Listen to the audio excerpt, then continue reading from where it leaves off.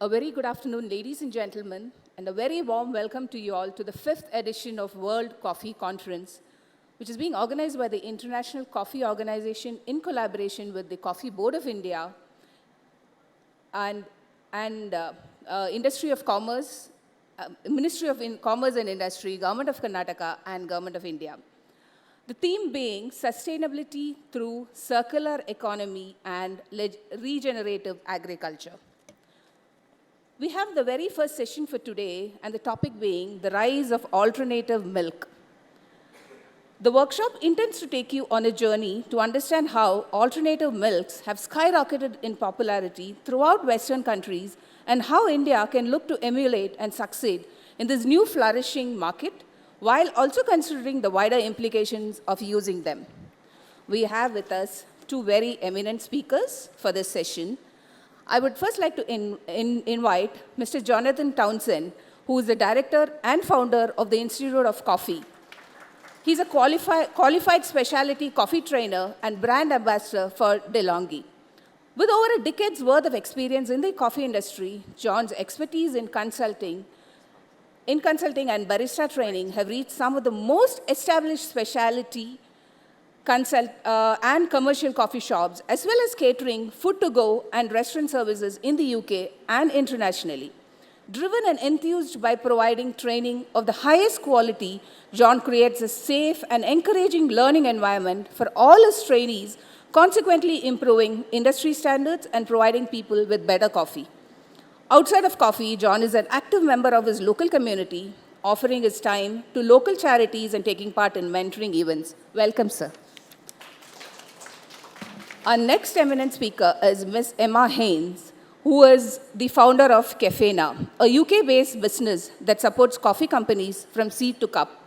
She's also the UK sales manager, sales manager for Algrano, an online platform which gives producers and roasters direct market access. Coffee has been a passion in Emma's life for as long as she can remember. For the last 15 years, she has focused on training, in particular specialty coffee training, and how to incorporate specialty elements into commercial environments. She works all over Europe, West Asia, and beyond, and is a resident trainer at London School of Coffee. She has a strong passion for inclusivity, as reflected in her role on the SCA Equity, Diversity, and Inclusivity Task Force. Welcome, Ms. Emma Haynes. I would now request them to please take over the session. Hi everyone. Oh, is that on? Yeah. Hi, welcome to the Rise of Alternative Milks workshop. Thank you for all coming. We really appreciate your time today. It's going to be a really sort of fun, interactive workshop that we're going to be doing. So you're all going to be participating as well as listening. So it's going to be a bit of a dual effect. The reason as well that me and Emma are here is that having spent decades collectively in the specialty coffee industry, we have a huge shift in the consumers starting to use plant-based milks. So in the UK, it's very common to come across it. And in India, we're finding that it's starting to grow. Also, as two individuals that use primarily plant-based milk, we want to share with you our experiences while showing you the incredible drinks that these plant-based milks can create. From a more personal point of view, I've worked with a company called Planet Organic over the last 10 years, and they specialize primarily in plant-based milks. And this was before almost the trend started in the UK. So I had very much hands-on experience, let's say on the ground, working with baristas and using a multitude of different plant-based milks. And as we'll find out today, there are some that work really well and others not so well. So we're going to try and uncover why that might be. Now, the way that the session's going to work today, we're actually going to have a selection of tastings, but also involved in that, we're going to be talking about market trends. So seeing how the UK and Europe, that market, as well as USA, almost seeing how that can reflect what might happen in India in the future, and seeing what we can collect in terms of the data. Other things we'll talk about are local and international brands. So we've actually brought an international brand with us to taste, and we've got some really amazing local brands that we want you to get involved with as well. We've been very fortunate that these companies have helped support the event, so we're really thankful to them.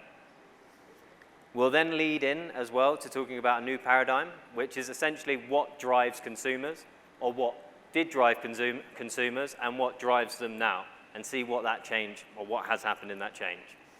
And ultimately, we want you tasting all of these different milks, because that's what's going to change your mind to either introduce them into your cafes, restaurants, hospitality facilities. It's the key drive. We have also, we would like collectively on the breaks and on the tastings for the people on your table, for you to talk amongst each other and discuss how you feel about each of the milks that you're using, because we want it to be collaborative. We want people's opinions and understanding as well. So thank you for that in advance. So we have got, just skipped over that, so we have actually got 4 tastings. The first tasting that we're going to be doing is we're going to look at soy, almond, and oat milk. And Emma here is actually a sensory specialist, so I'm very thankful to have her here with me. And you'll see on your table, you actually have a sensory sheet that we're going to get you to fill out as you go through the session today as well. The second tasting we'll be doing will be based on those international and local brands and seeing what the difference is in taste for those. A third tasting, we're at the World Coffee Conference, so we need coffee, right? So we're going to pair both of those together and see what type of origin works better with plant-based milks. And then at the end, our last tasting, that's quite a bit, so we've got a lot to get through, will be on new recipes and understanding how we can use plant-based milks with other ingredients as well and start to work a bit on innovation with them. Okay, so I'm going to just pick up from here. Thank you, John. Sorry. Great introduction. So as John mentioned, I am an SCA AST and I teach sensory. I also teach green coffee, so looking at kind of how those pair and the sensory elements of both. But for this, we're going to predominantly focus on the sensory experience, okay? So what you can see on the screen here is what we call a consumer feedback form, okay? So this is for consumer testing. So I'll explain that in a little bit of detail in a moment. The first thing I'm going to say is, firstly, thank you to Alpro, who have actually created this lovely form. This is a real-world example, okay? So this is not a form that I have created for you to use this afternoon. This is something that is actively used in the marketplace. So I think it's really nice for you to see how we gather this information and this feedback from consumers. The other thing I just want to mention is my sincerest apologies if the print is a little small. I'm sorry. Let's just do the best we can. When I looked at them, I thought, okay, this could be slightly interesting. As I'm talking you through the form, we have some wonderful assistants that are going to hand out some samples. Please take the sample, place it on the table in front of you, and do not drink it yet. Okay, just pop it on the table and leave it there, because you're actually going to get three samples for this first tasting.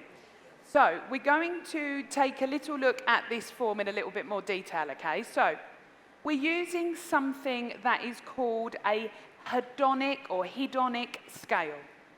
Now, when we talk about hedonic scales or hedonic testing, what we're asking is, do you like it or not? Now, we can't do this very often with coffee. Has anybody heard of the Q-grade system, CQI? Does anybody know about the grading system for coffee?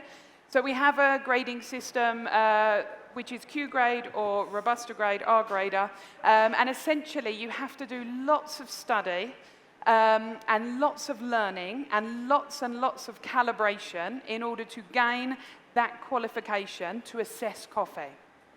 This doesn't work with consumers, because when we trial a product with consumers, we don't have months or maybe years for them to train. So they are untrained tasters, okay? So when we're using this hedonic scale, we don't need you to be sensory professionals. We need you to be eager consumers. And we want you to experience this as you would if you were in the marketplace, okay?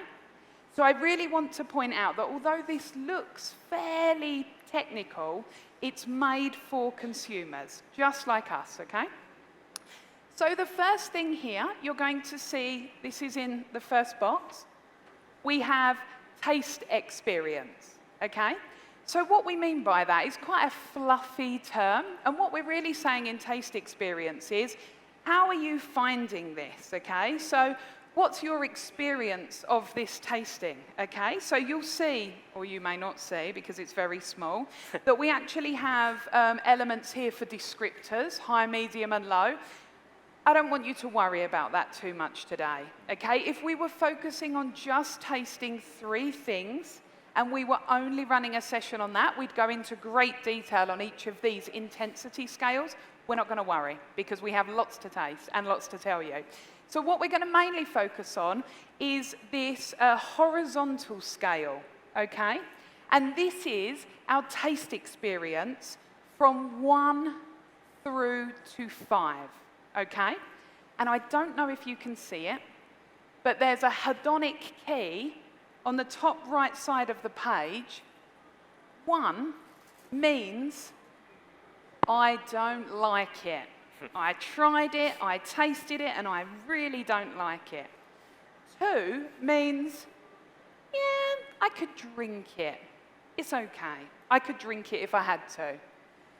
3 means, this is good.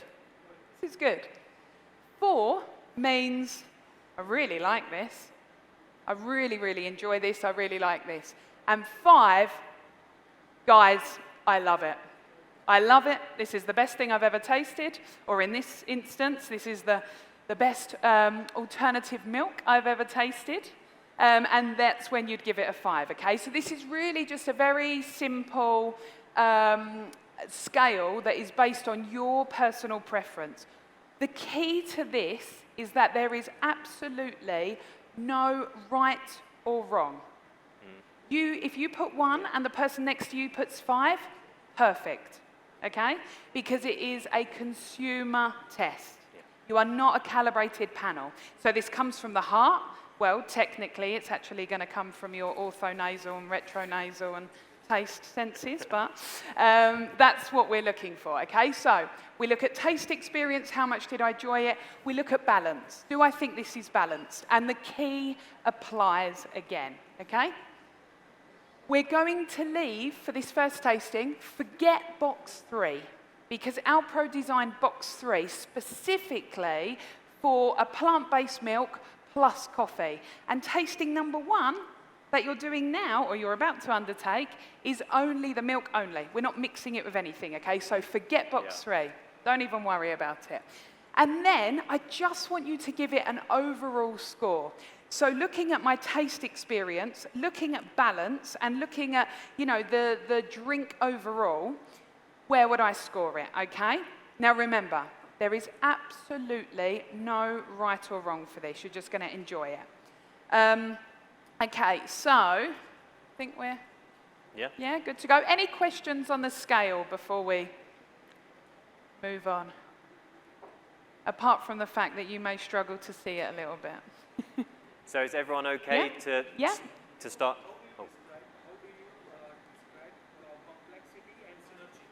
Oh, okay, good question. So we are going to look at that afterwards because that's when we pair it with coffee. So that's, for this tasting, just to avoid confusion, we're going to ignore box number 3. Forget it exists. But it's a very good question, and I'll tell you afterwards. Okay, so, yeah? Any other questions before we? Yeah? So we'll use the same scale for everything. So scale 1 to 5. So do you mean with balance? If you taste, remember you're tasting the plant-based alternative only. It's not blended with anything. If you taste it, and let's say, for example, this plant-based milk is incredibly sweet, but not much else, it might not be very balanced. It might be extremely sweet. Or if you tasted something and it was perhaps incredibly bitter, or very acidic, so sharp, makes you go like this a little bit, it wouldn't be very balanced. So in this instance, we're really looking for a drink that is really well put together, okay? Because it's not just pure oats blended. They are a blend of different components. Yeah? Usually placed, if we are reading it on the basis of balance, I'm not so concerned about overall neutrality for this, because I think actually you notice that a little bit more when you move into pairing it with coffee. So for this, just to keep it straightforward, just if, how balanced as a drink is it when you take a sip of it? Now remember, when you're doing a test like this, and it's just for fun, it's just an experience, we are not guessing. We're not imagining what this would be like if I paired it with coffee. What would this be like if I put it in tea? That's not what we're doing. For the purpose of this, what we're doing is only assessing what we have in front of us at that time. Okay? Because that's all you can assess. You can't hypothesize about, well, I mean, we might, because that's the kind of thing we do. But, in this instance, I just want you to take it as the sample that it is, okay? We want to make this as accessible for everyone here today. Yeah, We don't it's want just to make fun, this expert it's just level. an experience, and it shows you some of the work that goes on in the background before products are launched. Yeah. Do you feel that hello, hello? Do you feel any details required for the milk, like ingredient or nutritional information is required before testing? Do you feel it? On allergens, it's a very good point. So every cup, well, I'll talk you through what you're tasting in a second, but every cup has a label on it as to what it is. If anybody has any allergens or any allergy issues, please raise your hand. Let one of us know, or let one of the staff know, and we'll make sure that you know the ingredients of each item before you test it, because we do have tree nuts and we do have soy in there. Okay, so does anybody have any allergy issues that has been raised? Great. I was going to do it on the next bit, but well done. Preempted. Oh, Yeah. do we need to compare against milk in mind? No. All you're doing, don't compare it to anything. no Just comparison. assess what you're tasting at that moment in time. Try to be as unbiased as possible, and just taste the, experience what it is that's on the table Yeah, now. this exercise isn't so much like dairy versus plant-based. Yeah, It's no not one. that at all. If anything, we're actually more going to be recommending how they can coexist together. It's not to say dairy, goodbye. It's actually, okay, how can we start to promote it in India to work together? Okay. Well, not us two, but a lot of other people. Okay, super. So We will address, sorry, just one final note. I was just going to say we will address questions overall as well at the end. So, yeah, we've got a Q&A right at the end as Yeah. well, so you can withhold until then. So has everyone got each of the samples in front of them? you should have 3 samples in front of you. You should have one that is labelled oat, one that is labelled almond, does contain tree nuts, Yeah. and one that is labelled soy, does of course contain soya.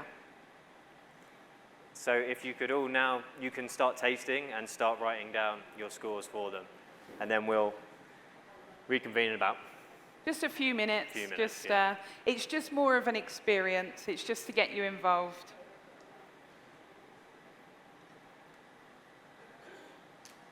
To put this into perspective, if we were doing this, if I were running a sensory panel within the UK, our structure and our setup would be very different. You'd come in, you'd be, depending on what type of test we're doing, we'd allocate very different things. So this is really just a bit of fun. The other thing I'll also mention is that we've tried our hardest to make sure that everything is at roughly the same temperature. But again, bear with us, that temperature will affect your tasting. It will affect sensory. So we want them ideally to be roughly the same. temperature. If they're not, I'm just going to blame the fridge. Is everyone? Is everyone? I don't think it's one. Yeah. Is everyone okay with this? Yeah. Any other? Yeah?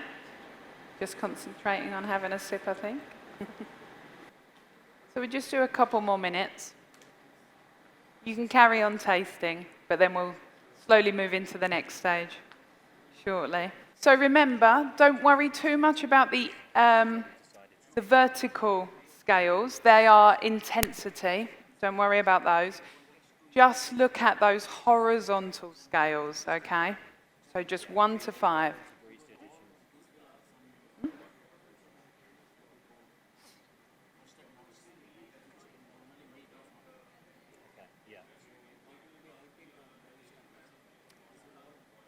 They should be on.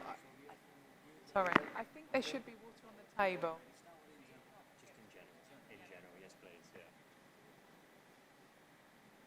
Okay. Yeah.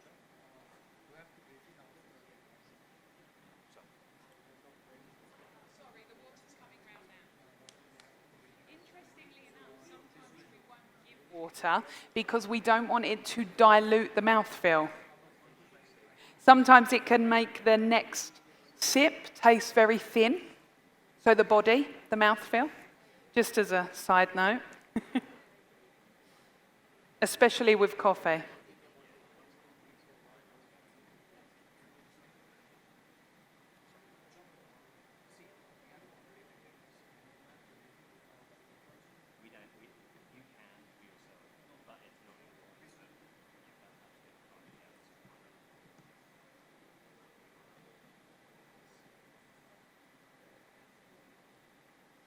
I mean, I think I'm just going to congratulate everybody if they actually manage to read the form fully, because it's definitely quite a difficult one to understand.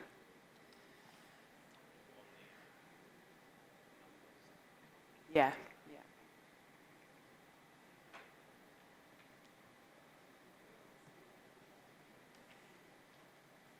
What we're going to do now is just, I appreciate I'm pushing you a bit here, but I'm going to hand back over to John in a moment, just because we have a lot of information.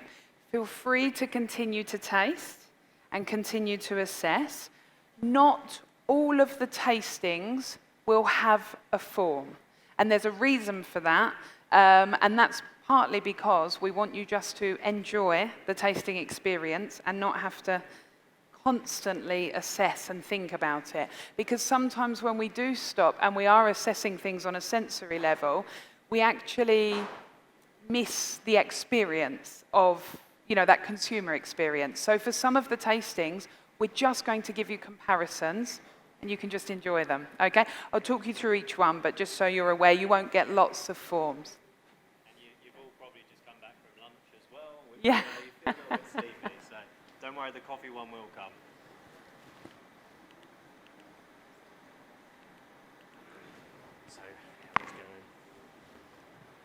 So we're just now going to continue talking. So as Emma said, please just keep drinking and writing down as you go by. So market trends, wanted to discuss really how does the market or the future market change. So you need to look at what are driving like consumers and how their habits are changing. So that is really what a market trend is. Easy ways to find them for yourselves, really, or even for myself, is just to go onto, social media, look at influencers nearby, to be able to get really easy information for you to be able to digest without having to cost you loads of money in terms of like research as well. So you probably already do, right? Follow a lot of influencers or people in the coffee industry that are trying new things. You can look at those and adapt them for yourselves. And also the coffee recipes are amazing to try. Some are amazing to try. Orange juice, espresso, I don't know where everyone sits on that, but it's an interesting one. Another really easy way is if you work in a cafe or you have direct contact with your actual consumer, you can ask them. If you have a regular customer that comes in and you have dialogue with them, why not say, oh, by the way, what do you think of this? Instantly, I have to think as well that the customer isn't always right, and you can't always take their information for granted. But if it's people that you trust and that they love the brand and love what you're doing, it's a really great way for you to have that communication and for them to be heard. There are circumstances, though, that maybe you don't want to hear their information because it might be a bit more of an overload for you, already in quite a stressful environment. And on the, those are the two easiest ways, really, to find it. And then the last way is working through, data that's collected over years and backed up with extensive, what we've used primarily here is Oatly, Alpro, and the Good Food Institute. So they've been fantastic at actually supplying this data for us because me and Emma, quite busy as well.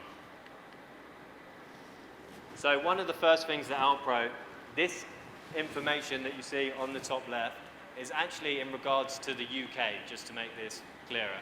But 1 in 5 coffees now ordered with plant-based milk in the UK, and that's rising to 1 in 4 in major coffee chains. So that is for us like Costa, Starbucks, which you'll be more familiar with.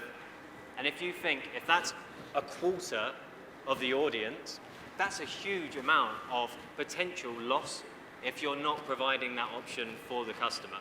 And so in the UK, it's almost, especially in London, I would say it's leaning towards like a 50-50 split.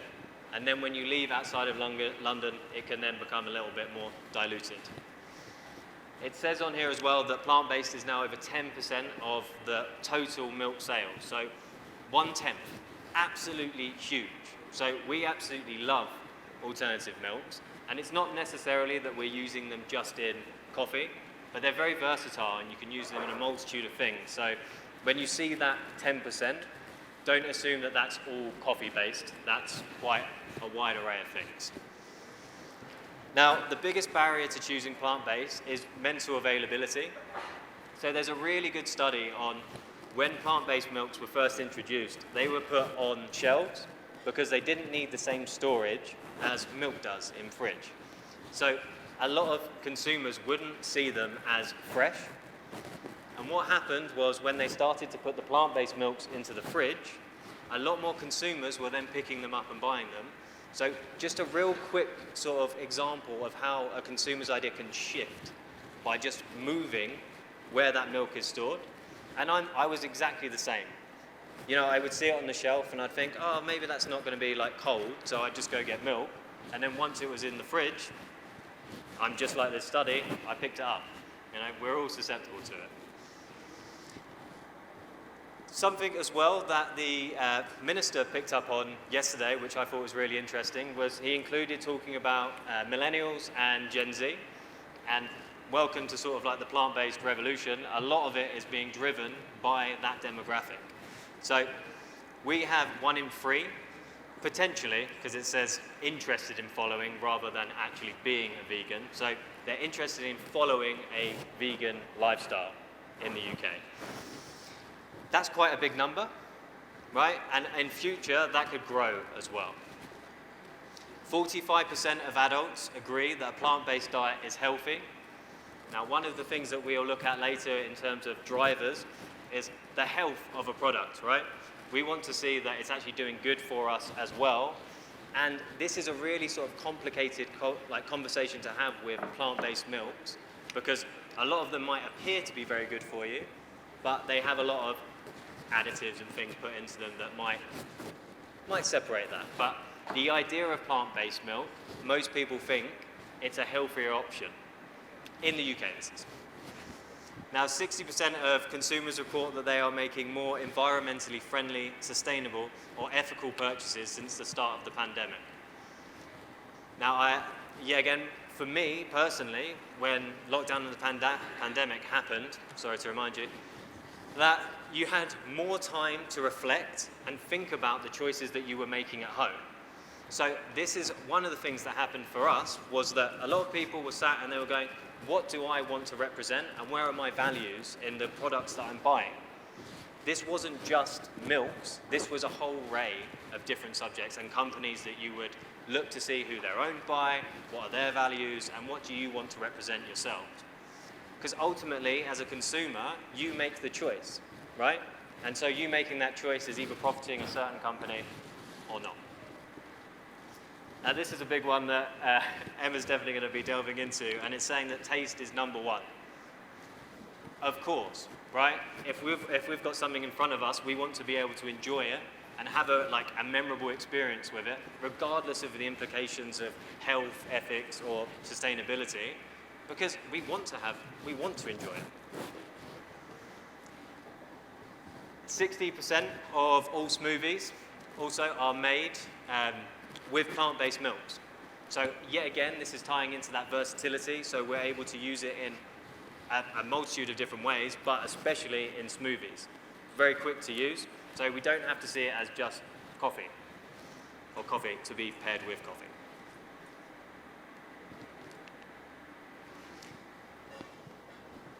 Now, this is more for Europe and USA, but you can see on here that the UK actually, can you read that on there? So you can see that it's saying the same amount is bought in the UK, 65%. So there hasn't been a huge shift in the UK, and that might be down to the fact that they were one of the early adopters of plant-based milks. But the one that stands out for me when I read this is that if you look at buying less, so they are buying less dairy products in all of these countries. They're not stopping buying, they're buying less. So it's to think about, yet again, how can they work together, and how can you get more people essentially into your shop and buying them and using them and enjoying them. Just one thing to add on this as well. We see a real correlation between specialty coffee. Sorry. So just one thing to quickly jump in and add. Within the UK and across Europe, but predominantly thinking about the UK here, we have seen a big correlation between the rise of specialty coffee and the use of plant-based milks.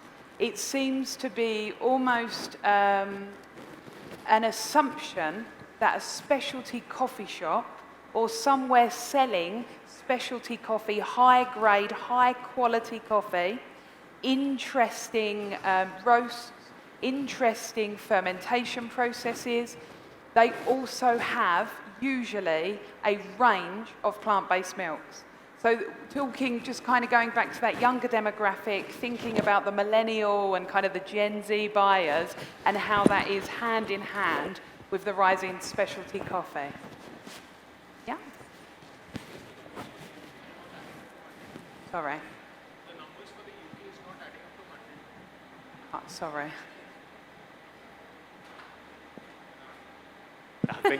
I think you said they don't add up to 100. Yes. That's Oatly, sorry. That's not on us, but we will definitely let Oatly know about it. Sorry about that.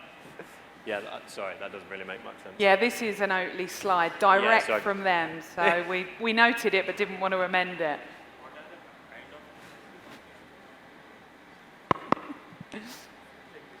Pass the mic.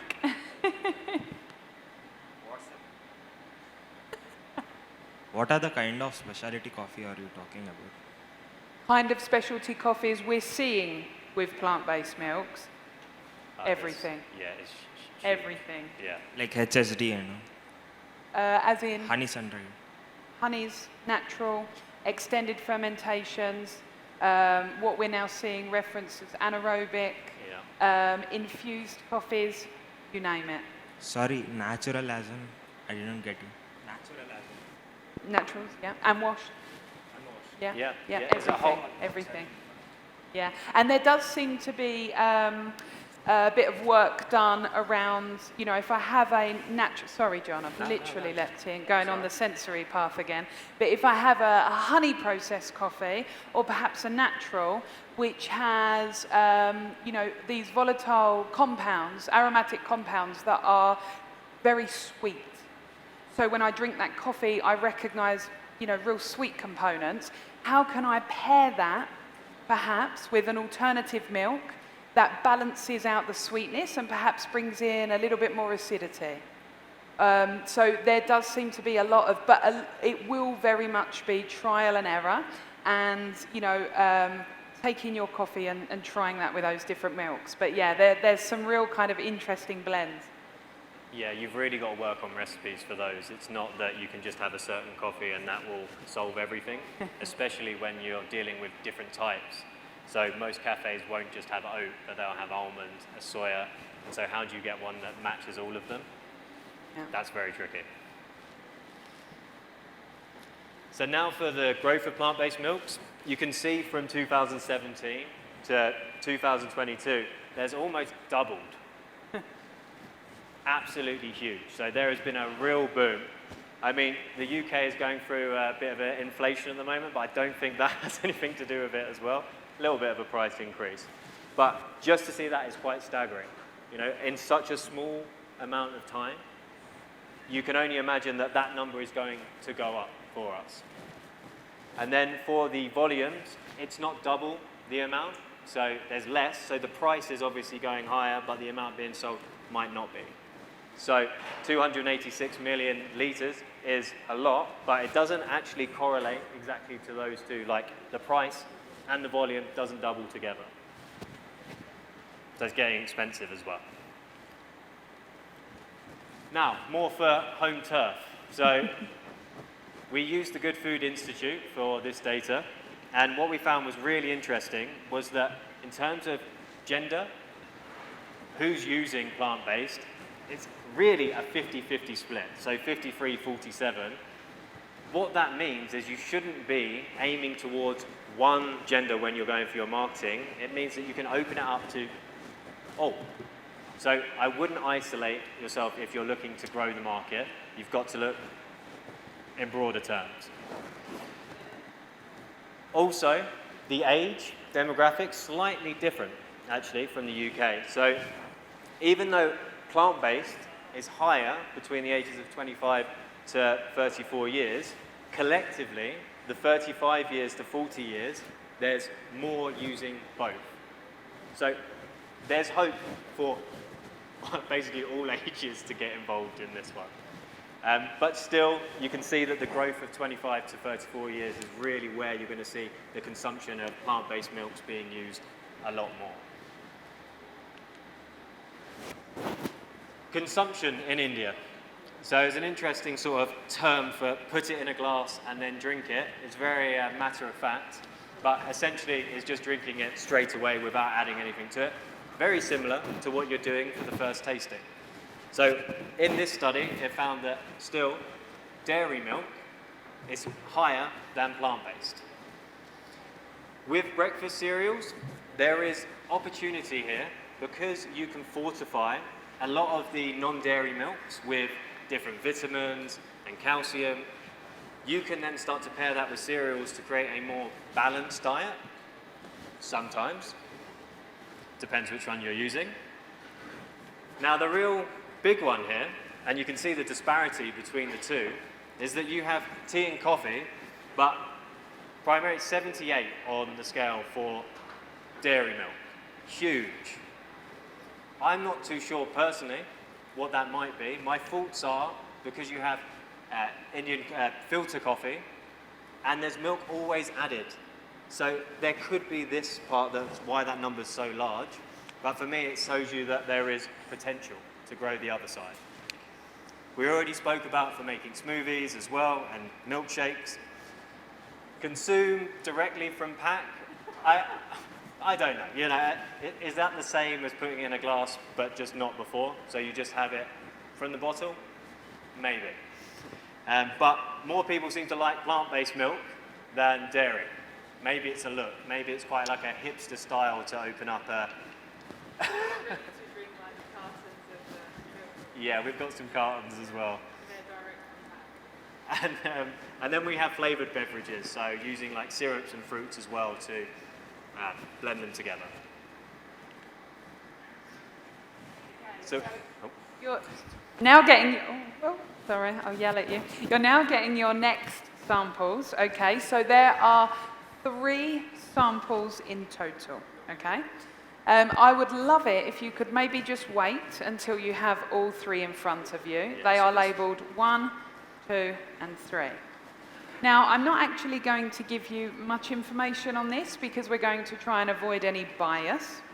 And by bias, I mean perhaps you've heard the brand, and you really like it, or perhaps you think you've seen the brand or tried it before and you didn't think you liked it. So we're going to try and remove all the bias, okay? So all we're doing is giving you a number. What I will tell you is that you are tasting 3 different types of oat milk. Because within the UK and across Europe, oat milk is a clear winner when paired with coffee, okay? Now, part of the reason for this, John will dig into shortly, so I'm not going to essentially give everything away here, but one of the things will be mouthfeel and its neutrality, which somebody mentioned earlier. So the fact that it is actually a fairly neutral base for coffee, okay? So this has really helped drive the market for oat. And interestingly, when we did our research on local brands and what the growth was within India, and when we were here in March and we were actually tasting alternatives, there were some really clear drivers in the local market that were producing an oat or an oat blended alternative. So we see that it's happened in the UK and Europe, and it's happening here. So what you're doing now, you're just tasting, you're doing a comparison. You do not need to make any notes, but if you want to, you do have a notebook in front of you. You can just put down 1, 2, 3, and write some notes, okay? One of the things we would do when we're doing a comparison like this is we might think about coming across some descriptors. So by descriptors, what I mean is, okay, when I taste this sample, how is the mouthfeel? Now, mouthfeel, if you're not familiar with any sensory experiences, then mouthfeel really is what it says in the word. It is how does it feel in the mouth. Is it, for example, creamy? Is it perhaps coating? Does it leave me with a nice, or maybe not so pleasant, coating of my mouth when I've finished it? Is it perhaps sticky? So we can think about the kind of texture and the tactile feeling of this particular drink, okay? So this is a really interesting way to delve into it. If you want to make notes around flavour, which is a combination of both ortho, so your nose smell, and retro, mouth smell, and basic taste. If you want to make notes around that, feel free. But if you don't and you just want to enjoy it and compare them, super. What we'll do in a minute when everybody's finished tasting is we'll let you know which oat drinks they were. I'll give you the big reveal at the end of this. One's a millet and oat. Ah, that's right. Yeah, sorry. Which number, remind me? This one. Okay, sorry, yeah, that's right. Number 1 is oat, but also has millet in there, okay? That's right. Sorry, we switched the numbers. That's why I was double checking. So just be mindful that it is a blend. And you will see this again in the market. Okay, any questions around the comparison? Interesting. Has anybody had much previous experience with dairy alternatives? Is anybody drinking it regularly at the moment? You are? You are? Yeah, is it something that you have fairly regularly? Do you have it fairly regularly? Yeah, okay. And can I ask if you have a preference? As in a type? Oh, yeah. Jersey. And what about for you, sir? So for me, soy and almond has been more acidic in that sense. Coconut has been sweeter. So Yeah. coconut has been my clear preference. Interesting note on coconut. We were going to include it. I adore coconut milk. But we'll talk about it at the end when we talk about the options to blend other drinks in cafes. But it's quite an overpowering flavour. And the problem with that, when we're doing quick tastings like this and we're not having, you know, palate cleansers and things in between, is you'd end up tasting coconut at the beginning and still tasting it at the very end of the session. So we're going for slightly more neutral versions. But yeah, coconut's a great one. Okay, so ready to? Yeah. Has everyone had the opportunity?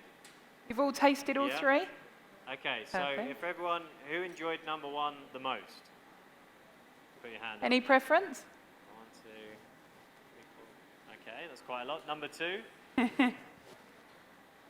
Okay. 1, 2, 3. I like to. Yeah. And 3.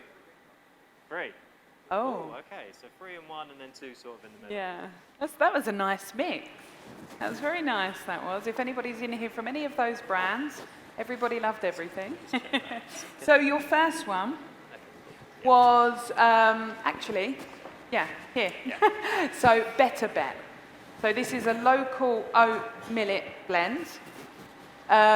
This was fantastic for us because we cannot get this in the UK. Yeah, So for us, this was like a whole new sensory experience. really interesting. And really nice because it's, I sound like I work for them. I promise I don't. But it's nice because it's locally sourced ingredients as far as they can within this actual drink. Yeah, so it's really interesting as well, seeing how they sort of brand and market their business. So I just wanted to go over some of the actual notes that we have up on here and see like how they correlate to some of the international, or one of the international brands that you will be drinking today as well. So the first point here is no added sugar. That's quite a big one. There's a lot of branding to say no added sugar. Makes a lot of sense, right? Your dopamine is affected by the sugar intake, so the more sugar, the higher dopamine, the bigger the drop. So you're ultimately going to become slightly addicted to the plant-based milks that use more sugar. So it's kind of tricking you in a sense by using sugar. It's the reason why we add sugar to coffee and tea. You know, it's a really easy way to like balance and blend it out and maybe take away some of the more, let's say, less desirable flavors. So, and also a health perspective, you don't want to be having loads and loads of sugar in your diet because it's bad for you.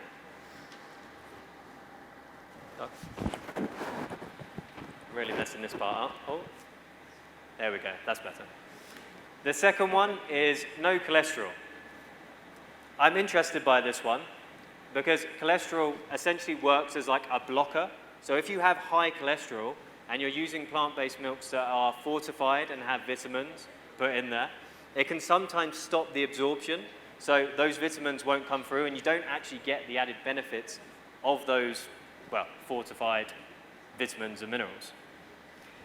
No nuts or soy. This is for allergens, if you're intolerant as well to nuts. This just separates you. So in terms of like being in a cafe and you want to choose something that isn't going to potentially have cross-contamination, because if you have a customer that says, I have a nut allergy, you know, this is where you can go to and lean towards using. It just opens up, yet again, it's more versatile because of this. Hello, here. Oh, Yeah. hi. So I have two questions for you. One, Just one. we are doing questions at the end as well, but you can do one. That's okay. yeah, the guar gum without preservation, I know we are finding difficulty in different beverages. Sorry. When it comes to different beverages preservation, when you add guar gum, so how does it react? You know, because Are you talking about guar gum? yeah, Yeah, so we're talking about Better Bet. We'll move on to that in a minute. yeah. Sorry. It's okay, you can.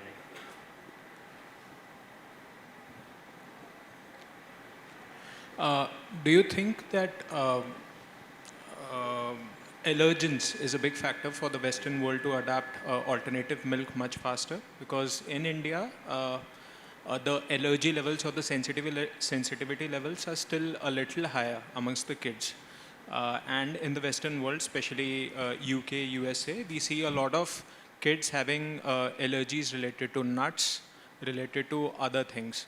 So that factor may be a big influencer for switching to alternative milk much faster, and that can be a blocker in India. Do you think that? So are you saying that in India, it's not as big a thing to promote, or it is? Yeah. It could be. Can I just jump in on that one really quickly? So I think allergens have been part of the reason why oat has also been such a big, clear winner. In a coffee shop, it seems to be quite different here, which is why we haven't kind of gone into it in too much detail. But within a coffee shop environment, if John or I are training baristas, then we would always have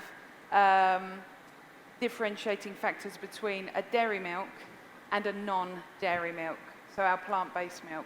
And that will be things like perhaps a colour-coded jug. We may advise that the cafe owner steams a dairy milk on one side of the machine, if you have double steam ones, and the non-dairy on the other. We may use, or we do use, because we also have to within our environmental health governance, we use things like colour-coded cloths. Yeah. And we do need to make people aware of allergens. Oat, typically, so within the UK again, we have 14 major allergens that are listed by our health executive. And on that list is soy. On that list are tree nuts and peanuts. And so we have to be very mindful of cross-contamination from those. Also, dairy can be an allergen for lots of others. So I think, yes, you're absolutely right. From our market, we see this needs to be implemented with caution. Typically, oat allergies are much either less severe or much less common, but definitely with soy, with any tree nuts, we do need to be very, very careful of cross-contamination. So yeah, you're absolutely right. Yeah, really Sorry. good question. The next point on here is no artificial preservatives. So this is normally added to products for them to last longer, so they don't oxidize. With this, it's saying that they're removing that. I'm not entirely certain in terms of, we were speaking to a food chemist earlier, that's not my speciality, but I know that by not having it, it will degrade quicker. So it's why it's added to food. You have artificial preservatives added to food, so it lasts. But with this, they're not adding it in there. High in calcium. This is a big one because it's obviously going against why do we drink dairy milk primarily? Is because of the calcium content that's consumed by it. So they have included a high calcium content in here to counteract or maybe sway you to using their milk rather than using dairy. And a really difficult conversation, or a much bigger conversation to be had, is around 100% cruelty-free. So they are leaning in towards more of the ethics around dairy farming and some of the practices that are used during that. So that will sway people one way or the other a lot of the time, but that is a much bigger conversation that we won't be having today. So that was your first one. So yet again, how many people enjoyed the first one the most? That's a big number. So that's actually, yeah, that's the millet milk with oat in as well. You know, we're now going to be bringing that into the UK, launching this. Come on, let's launch this as a new product. We'll take it back. Yeah. Now, the second one we used was oat milk. So, yet again, it's kind of leaning on the same things with Better Bet, is that you're no preservatives, no added sugar, and is a healthier dairy alternative. Now, the rapeseed oil and the guar gum, a lot of that is used for mouthfeel. So I don't know, yet again, the science behind which different gums you would use to create a better mouthfeel, but they have a different way of binding. So you tend to use different ones to either make it creamier or less creamy. Oh yeah, it says there, get the mouthfeel. It's on there. And then zero lactose. So lactose intolerant. While we were researching this, we actually found that a lot of people in India will see alternative milks as lactose-free milk as well. So we don't talk about that one in this presentation. We actually talk about more of the plant-based milks as opposed to the dairy lactose-free. But yeah. To just touch on that very slightly, there are many dairy milks that actually are lactose-free because of a processing method they have been through. So the differentiation there is that these are from plants and not from animals. whereas a lactose-free milk can still be derived from animal milk. So that's the kind of clear difference there, because we often see lactose-free cheese, lactose-free milks available in the supermarket, but they are still dairy. Is it a popular thing here as well to see lactose-free? No? No, Okay. it's going with the plants, plant power. One other very quick note on oat milk, by the way, sorry, I'll keep it very brief. You can see a clear difference in the packaging. Now, of course, from a sustainability perspective, when we're thinking about this, how do we recycle, what are we using? Having, these two, especially for our food scientists in the front row here, when we look at packaging types, they're very, very different. What we have to give consideration to will be, of course, shelf life and storage. If you have a Tetra Pak, it has usually been ultra heat treated so that it can be shelf stable without refrigeration. If we have a glass product, we can't do that. If we ultra heat treat glass, it breaks. So we can't do that with there'll be different end products essentially. So the storage is very different, and what is also different is, although I love, and I really do mean I love the glass packaging, within the UK, we could not bring this brand as it is at the moment into a wholesale environment in a kitchen or behind a coffee bar, because we can't have glass essentially, or most kitchens. I mean, we could if we really argued our case for it, but it would be very difficult to implement. And that's of course because if we have breakage during service. So we have to kind of balance, what is our market? Where are we putting this? How do we need to store it? But also, how do we recycle it? Because of course, glass is going to be infinitely, recyclable within the system, and a really good option to reduce wastage. So they kind of score evenly, but from different perspectives. So just bringing that into it as well. Yeah, thank you. So sorry. I thought you said that plant-based milks have long shelf lives. Is that a problem with oat milk? Is that different from the other milks? Very often, plant-based milks do have very long shelf lives if they have had what we refer to as UHT, so that means ultra heat treatment. And that means that they have been taken to a particular temperature and held there for a specific amount of time, and then packaged in a sterile environment. Whilst the package is unopened and undamaged, they will be what we call shelf stable. So they usually have a very long shelf life on them. A bit like a tinned food. If the tinned food remains unopened and undamaged, typically the shelf life will be very long, and it's to do with a botulinum toxin and the fact that it can't grow in that environment. The moment you open that package, that is no longer the case. As soon as you open a sterile container, a carton, anything, it is no longer sterile. And you have effectively invited oxygen, so it will start to degrade through oxygenation, but also bacteria into that environment. So once they are open, they cannot be stored on the shelf.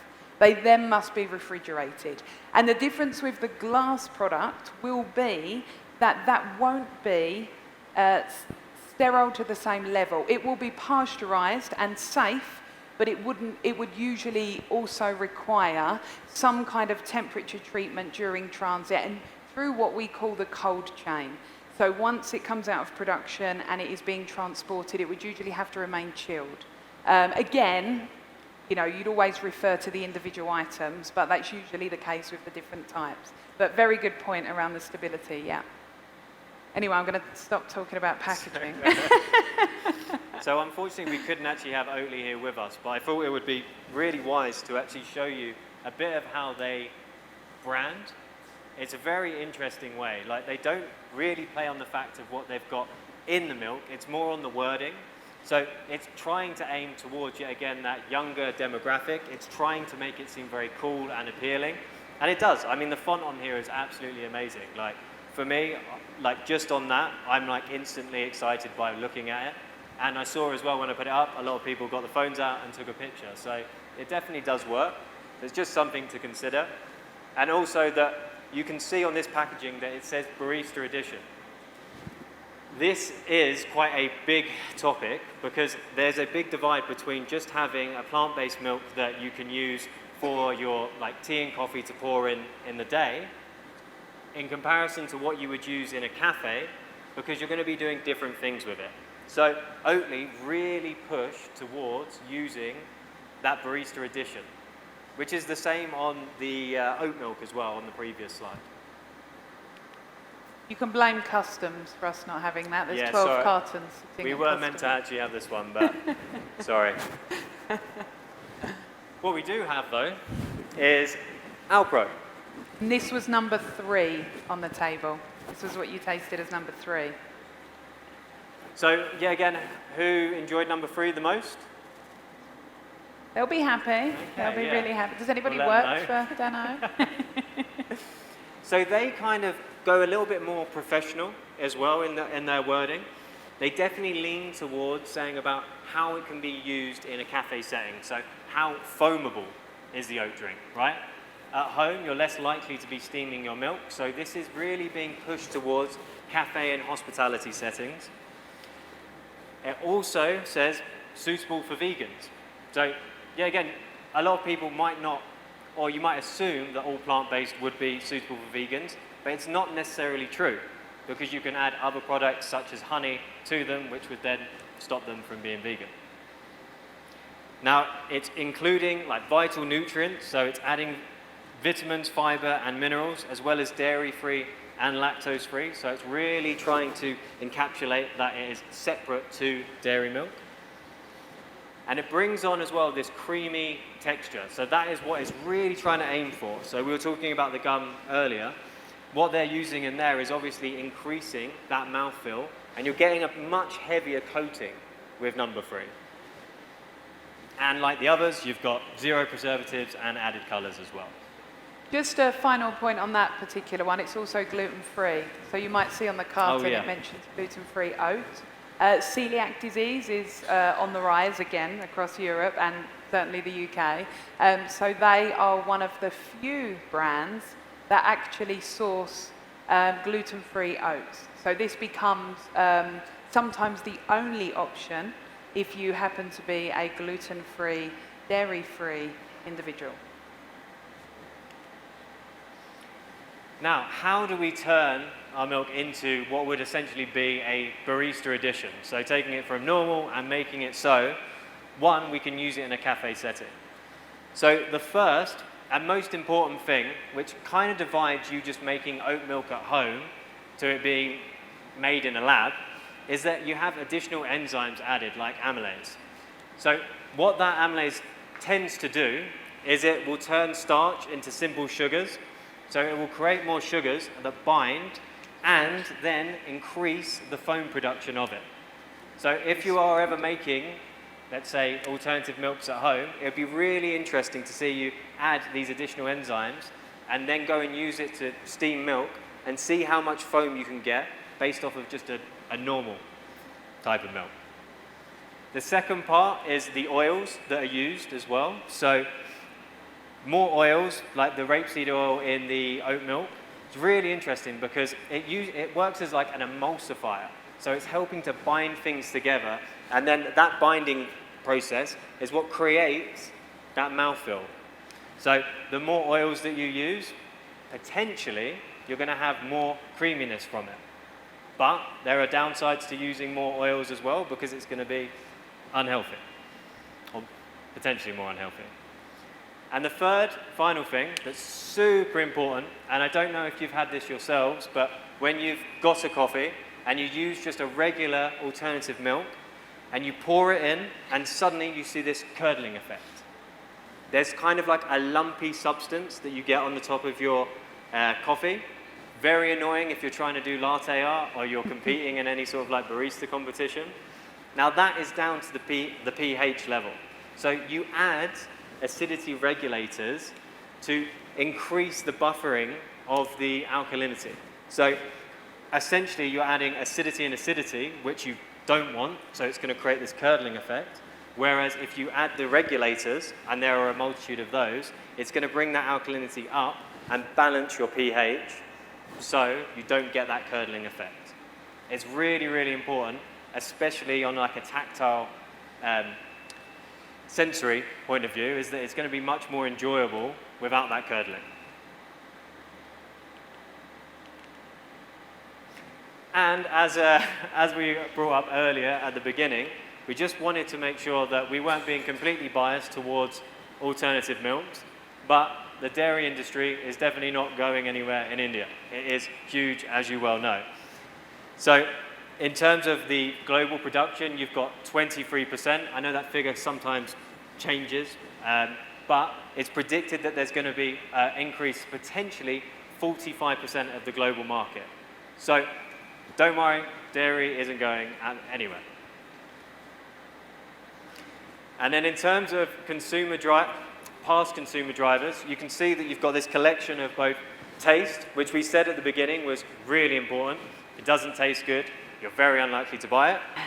Cost, everybody knows, right, the price of milk in their local shop. All right, and it's always like a form of discussion. With plant-based milks, the price tends to be higher. Now, some will see that as more of a luxury item. So for more affluent families, they're probably more likely to buy it because the cost is increased. But in areas where there's more poverty, it's less likely to happen. And then the last part is convenience. So where is it? How can you get it? Is it in the fridge? Can I pick it up? Is it on the shelf? It needs to be easily accessible.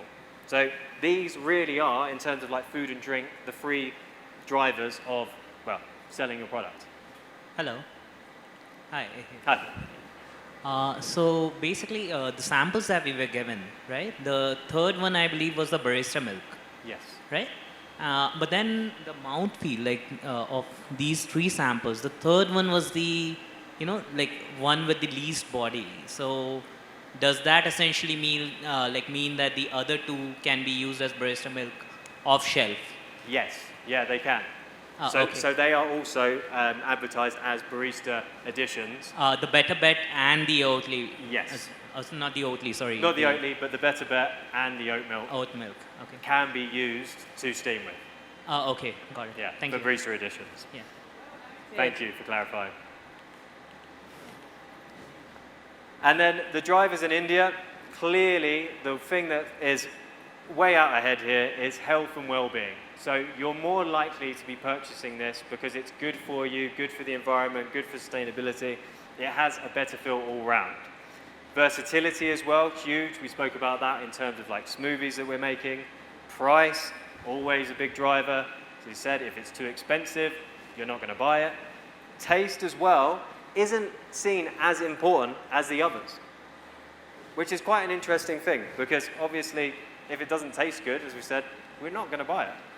Sustainability seems to sit quite low at the moment, and issue resolution and others, I'm not too sure actually what that is representing. One question. You have told that dairy is not going anywhere, right? So Sorry. is this here? Oh, thank you. Yeah. So you have told that dairy is not going anywhere, right? Is this because of the cost The cost of dairy. cost of non-dairy products? Because the cost of non-dairy products are higher than the cost of dairy products. It's more that you wouldn't be able to like change a culture that's been, dairy is huge. The industry is massive in comparison, like alternatives like this, dairy's this. So I can't see it ever being a case of plant-based overtaking or being even level. It's just more of the case that alternative milks can be used in these environments side by side, not that dairy milk. For me, I don't live in India, clearly, as we said at the beginning, so I'm not entirely sure, but from what I gather, it's huge industry. Thanks. Have we got Yeah. Okay, sorry. We can go back to these later. Sorry, the times are going a little bit faster. The reason we need to just stop the presentation for a moment is to get the next tasting ready. We need to make a lot of noise with the grinder, and you're not going to quite be able to hear John. So Yeah. So whenever just to you're- summarize all of that, the past driver we have up the top there with taste, cost and convenience, but we need to look at the full spectrum now when we're looking for consumers. We need to look at the ethics behind it, the health and the sustainability. So all of those need to coexist, and if they do, you're more likely to sell your product going forward. hopefully. Okay, thank you. Okay, so what we're going to do now is finally give you some coffee. Yeah. So what we're actually doing is we're switching it around a bit now. Yeah. We are, thank you. We are going to, don't worry about making noise while I'm speaking, by the way, I can shout loudly. So we are actually going to give you the same oat milk, but 2 different coffees, okay? They are both Indian coffees, but they are coffees from different regions. So this is going to be a really interesting tasting for you. Now, how much you notice the difference in the 2 coffees, and I promise they are different. I don't know. I don't know your levels of sensitivity. I don't know how much tasting experience you have. I don't know if you've ever tried alternative milks with coffee before. So again, if you don't notice a big difference, please don't panic. It doesn't matter. You are not a trained panel of tasters, okay? This is just for you to understand how this milk, this particular local milk, or milk alternative, should I say, may pair with coffees, or Indian coffees in particular. So if you can just bear with us for a few moments, just whilst we prepare these freshly for you, and then we will hand out the samples. When you get them, you will have one labelled as number 1, and one labelled as number 2. Feel free to start tasting them whenever you're ready, okay? Anybody that knows anything about working as a barista will know that pulling shots, steaming milk, getting the temperature just right to serve is quite a challenge. So just enjoy them and see if you happen to notice a difference between the 2. In the meantime, we'll get your table cleared, and if you want to discuss anything or ask any questions, feel free. All good.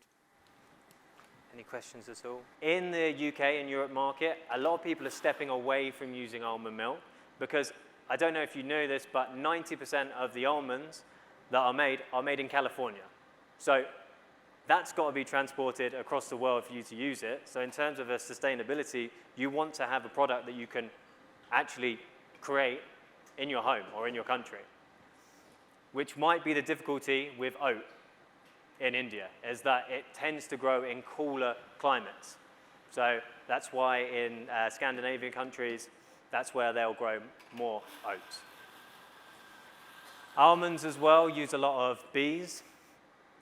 So in terms of like veganism and that approach, it can be seen as using animals, or insects to help grow that product, which might not be a great thing for a vegan to do or choose to use. And the water use as well is super high. Now this is just quickly going over as well more of the positives of actually using these. So oat, it uses approximately 18% of the fresh water rice needs, 13% of that of almonds, and 7.5% of that of dairy. So it's a pretty good choice. Rice is really popular because of the allergen aspect. So it has the least allergenic sort of issues in comparison to other alternatives. And it's very easy to fortify rice milk as well and add more to it. But it's harder, or we've found, to find a rice milk that can be used as a barista addition. So it's very hard to get one that you can use in a cafe that's going to be able to foam and use as well. Almonds, in terms of the biodiversity, so a lot of the byproducts of almonds can be used as like fertilizer for the forests as well, animal feed. So as much as there's negatives in terms of like the bees and the water use, there are positives because it can also help with that carbon neutral or even carbon negative footprint. And soybeans, as we just discussed before, in terms of the nitrogen. Cool. Any questions on that while we're just waiting on this part? This one? That one? Hello, excuse me. Here, back.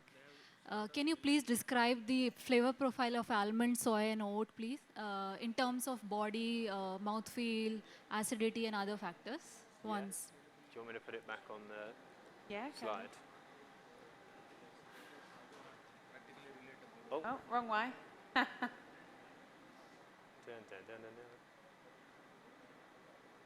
There we Okay. How you feel like? How I feel. Yeah. Oh, okay. Honestly, this is very much dependent on how I'm drinking it.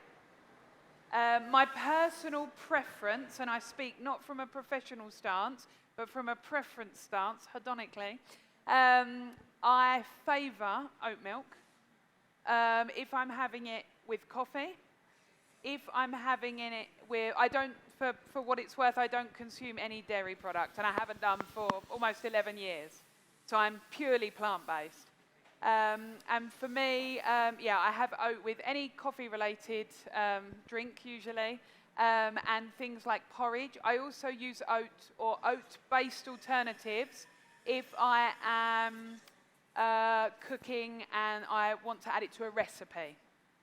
I prefer coconut with things like chocolate-based. So if I'm having perhaps a hot chocolate or a mocha, so that's essentially a hot chocolate with a double espresso, or could be single, with a coffee in it, I really like coconut. I find it's very sweet, and it almost turns the drink into more of a dessert for me. And I think if I'm having a hot chocolate, that's a rare treat. It's something I don't have very often. With almond milk, I really, really like almond milk on its own. I enjoy it cold, and I actually prefer it cold to hot. So if I'm going to have almond milk, it might be with something like a muesli, or something, if I'm making, there's a recipe I do for something called overnight oats, which is porridge oats, and you soak them. I love almond milk for that. I find the flavour is really nice, but I do prefer it cold. And I'm going out on a limb here, and I'm going to say, for me, although I love soy as a product, fermented soybeans, you know, edamame beans, any other form, I'm not a particularly big fan of soy milk. So if I'm in a coffee shop and they only have soy as a plant-based alternative, I don't have a milky drink. I will have an espresso, I will have a black filter coffee, I will have anything that isn't a soy drink. Because for me personally, I'm just not such a big fan of it. However, a big percentage of the market does enjoy it. So that I know that that is very much personal taste. How about you? What's your favourite out of all of them? So far, I like oats. I guess. You like oats, yeah. Oat just seems to really strike everyone. Everyone seems to love it. I think it has a lot of very redeeming features, oat. Like, excuse me, like coffees, is there any flavor profile for these? Sorry, say that again. Flavor profile for these? Like coffee? For these coffees? Yes. No, for these milks, like almond, soy, and oat. Are there any flavor profile, like in terms of body, then acidity, and aftertaste, mouthfeel, like that kind of thing? Really depend on the brand, and depend on, I mean, you could, as you've tasted today, you could taste 3 different oat drinks, and every one have a different mouthfeel, a different acidity, a different level of sweetness, really just depending on the blend, the components, and how that is actually produced. So I think an overall flavour profile is it's very difficult to say, because it tends to be product by product. I mean, for example, we have an oat milk, we haven't mentioned it here, but there's a very popular brand in the UK that is an oat milk, and it markets itself specifically to the specialty coffee industry, but it has a very high acidity by comparison to perhaps Oatly. And so that one is, you know, it's very different. And some people really lean towards it because they have a preference for this really high acidity in the oat milk, perhaps because the espresso has a lower acidity, but yet those that have a high acidity coffee don't like it at all. So it really seems to vary, you know, product by product. Okay, so you are going to get two coffees to taste, essentially, here. I'd like you, again, you're just going to do a comparison.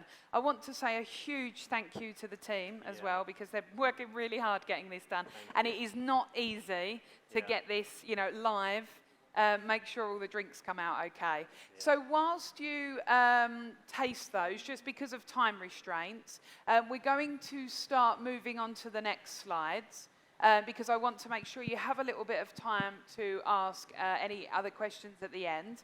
But all you're looking at here is essentially the same brand of oat milk, but with two different coffees, okay? They are not wildly different, flavour profile-wise, the coffees. They are different, and I would not say for a second they are, you know, very close, but they'll be reasonably similar. But I think this is a really nice example for you to see, particularly with Indian coffee, how, you know, this brand pairs with different Indian coffees. Now, please be mindful, there will be some temperature disparity. There will be, you know, we're doing the best we can with the group we have. But yeah, enjoy. Hello. So we've only really just used the better bet.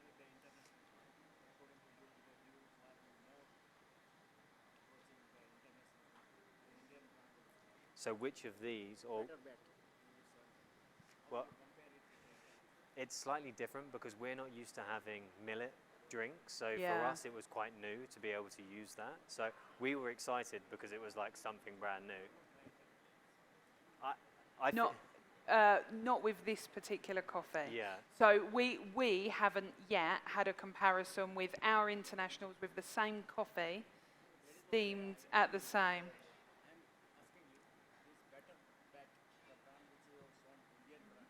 Yes. That one's delicious. Yeah. They're both delicious, actually. It's hard to do it because there's so many different I would alternatives say they're very strong. They're very strong in the field. And I have to say, I can't tell you what brand of oat milk was in it. I could probably find out. But I had, from one of the stands down by the competition arena this morning, I had a canned cold brew, which had, of course, cold brew coffee. It had oat milk and it had jaggery. And I promise you, it was the nicest cold brew beverage that I've ever had. So I drank it and literally went, wow, because it was so good. Now, was that the oat milk? Was that the jaggery? I don't know. Was that the amazing coffee in it? I don't know. But the combination of those three elements was mind-blowing. So I would say, like, they're very good, they're very strong, and actually, from our perspective, incredibly exciting in the international stage, because we just don't get that at home. My query is, like, are there two Hi, different Emma. blends? Are there two different coffee blends? This machine different? They are two single origin, but two different coffees different from coffees. two different parts of India. And two different milk are we using? No, same milk. Same milk. Same milk. So when you have your two samples, just compare. You can just taste between the two. And then John's going to move on to the That's a good question because next slides for you. Good will work, burn, gents. Well done. essentially. So there's like natural sugars, and when you go past about 70, sorry, Gotta go. Sorry. we can't do Yeah. that one yet. So we kind of briefly went over this in cafe considerations. So Emma actually expertly told us about the storage for it. So you need to make sure once it's open that it's going into the fridge as well. So if you're buying it off a shelf and you open it, please make sure you put it in the fridge so that it's going to last for longer. Cross-contamination. So when you're using a multitude of different plant-based milks, if you're using almond and oat, one being nut-based, you can actually separate the steam ones. So you can have one that's used for just nut-based milks and the other for oat milk. So an easy separation. Yeah, leaning into what I mentioned earlier, we have regulations around it in the UK, and also thinking about things like different cloths. We colour code our cloths. So we know which colour is dairy and we know which colour is dairy-free because it just integrates much easier into our workflow. Exactly that. So the workflow is super important because if you're using loads of... Sorry. I'm just wondering why there is no inclusion of millets Because if you are talking in significance to India, maybe we can relate more to millets, because this is again, government is pushing too much. This is again the International Year of Millets. But if you are presenting your work, then definitely all these 4 parameters what you are presenting here matters. But millets, you have skipped millets in this. I'm just wondering, would there be any consideration for that as well? Are you asking about cross-contamination with millets to... No, no. Sorry. I mean, millet as a parameter, because you have considered oat, soy, almond and rice, and the study is about the geographical importance, or it relates to UK. On the previous But slide. as yes. an Indian audience, when I see this, and there is a tremendous opportunity which is there, and government is too hard pushing. This is the International Year for Millets here in India. So there is a lot of money and a lot of organization working towards that, and it is also reaching to the grassroots level. And I hope GIF also working towards the same thing, towards sustainability and bringing that to the international platform. So would there be a single parameter which is missing in this, and the study is not complete enough for Indian audience, is what I'm thinking. For India, yes. The insight we gave you around the looking at things like the carbon footprint came from a study that was run in the UK, accessing market data that is readily available within the UK, and we do not see nor have access to millet milk or any millet-based product in the same way. So we can't compare yet millet with those other elements, because for us, millet is actually new. You know, this is the first time we've ever had oat millet blends. It's really exciting, it's really interesting, but we couldn't compare the data because for us, certainly within this research from the UK and European perspective, we didn't have that data available because it is so new into the market. But I do think you're absolutely correct. I think there is a massive opportunity for it, personally.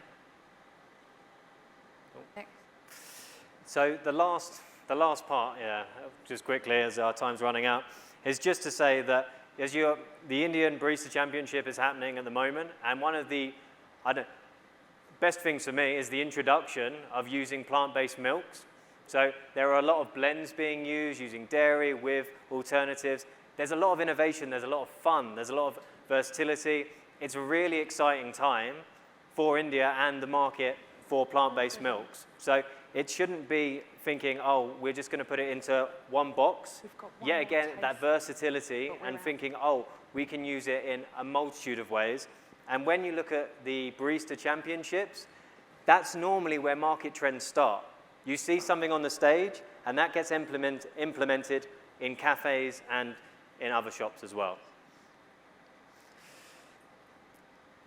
So to summarize, really, this is just the beginning. So I know that a lot of this information is probably brand new to you, and it was for us as well, researching the market in India. But we are very hopeful ourselves that the plant-based market is going to grow based off of the data that we had in the UK and Europe and going forward. Yeah. Yeah, I would agree. I think it's been interesting because obviously this has actually been a lot more interactive than we imagined, which is great. This is amazing.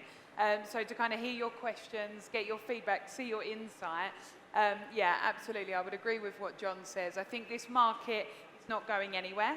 And like I mentioned earlier, we do see this huge correlation with the rise of specialty coffee and plant-based alternatives. So if you are looking at specialty coffee or the growth of the coffee industry within India as a whole, don't forget about these alternatives because they are absolutely an additional income stream, you know, within the business, and they should be considered. And if you get chance, please pop to that stand and try that canned oat milk drink. Absolutely. Because it's delicious. All right, so, sorry. Oh, well, which one? So who preferred number one on the coffees? Number one. And number two? Could anybody really taste a difference? Did you think they were similar? Yeah. Close? Similar?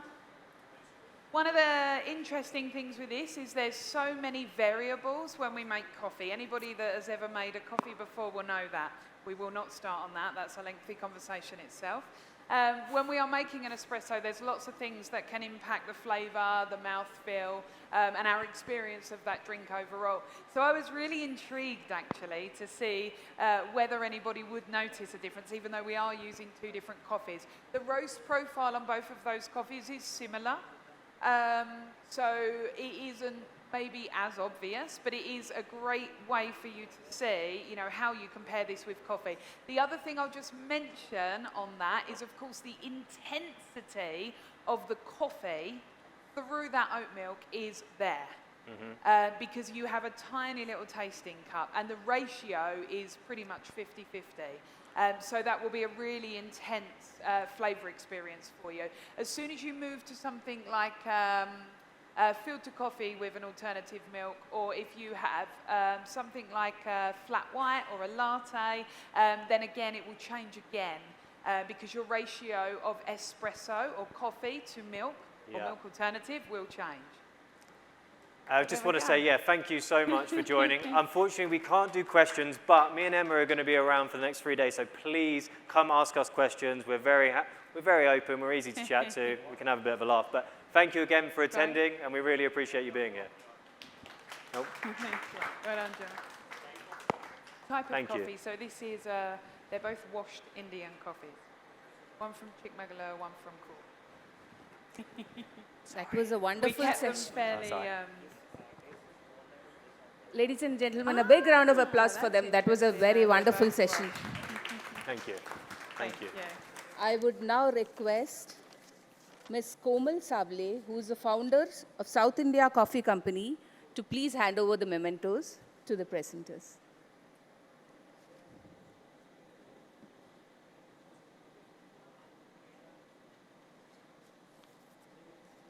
A round of applause, please, ladies and gentlemen.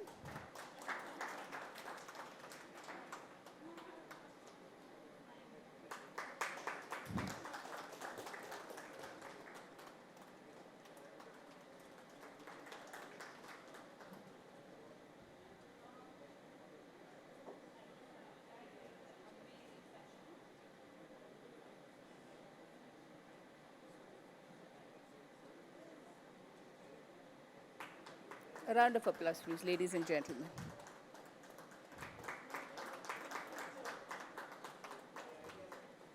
Thank you so much.